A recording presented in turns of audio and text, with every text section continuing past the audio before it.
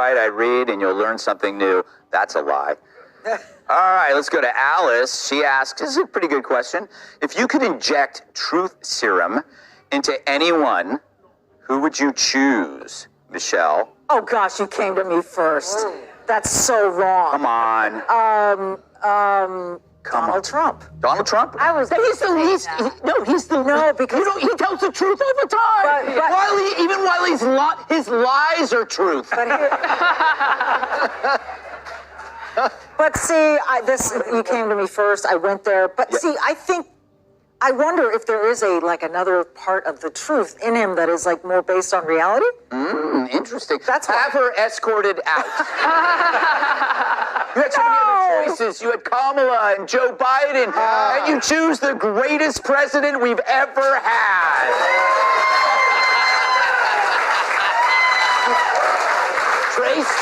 Trace? I think you're right. Joe Biden, Kamala Harris,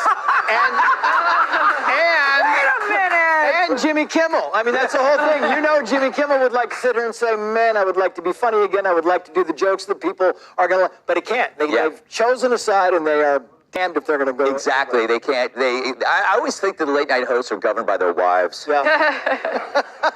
I don't know what that means. Piers. I'd like to see Hunter Biden injected with truth serum.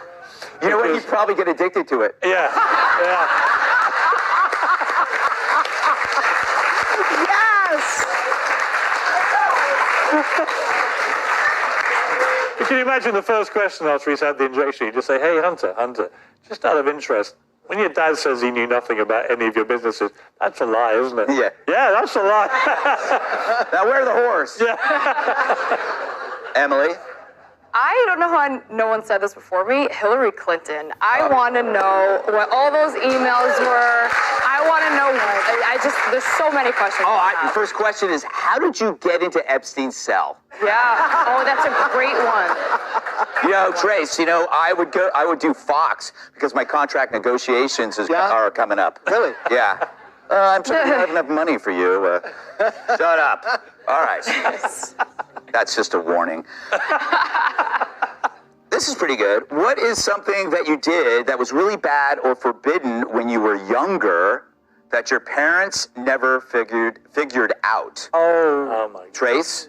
Getting thrown in jail. They never figured it out because I was mistaked. And in the old days, when you'd get pulled over, you'd get a fix-it ticket for a light, for a taillight, right? You get a fix-it ticket, and if you didn't have the money to fix the taillight, they would put a warrant out for your arrest. There were no computers, so the next time you got pulled over, they would take you to jail. Right. Because that was the way it was before computers. Now they can check you out, they take you to jail, and then you walk in, and the guy's like, oh, you get out. But you actually got arrested and brought in jail, so my parents found out. So it was a broken taillight and not the body in the trunk. That's not the body in the trunk, because they never looked in the trunk. Exactly. The smell was overpowering. Right.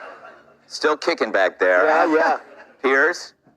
I was just thinking, I don't think there's anything that my parents haven't already suffered from me. That's true. You are Peter.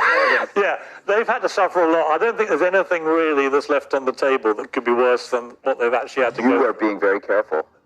I know you did something. I did, yeah. Yes. Yes. Quite a few where's things. the truth serum? You can plead the fifth in this country, right? Is that right? Yes. We don't have that in England, but plead it or given I'm drink here. Emily, again, this is probably a hard question for you, given that you're 13. What is it?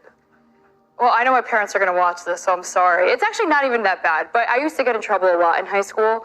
And at one point, I didn't want the dean to keep calling my parents, so I went on our house phone machine and I blocked the number. So they never heard the voicemails, and I actually never told them that, and sorry, guys. But isn't that smart? That's very smart. That was smart. I thought of this just now that for one of my dad's birthdays, one of his coworkers gave him a Playboy.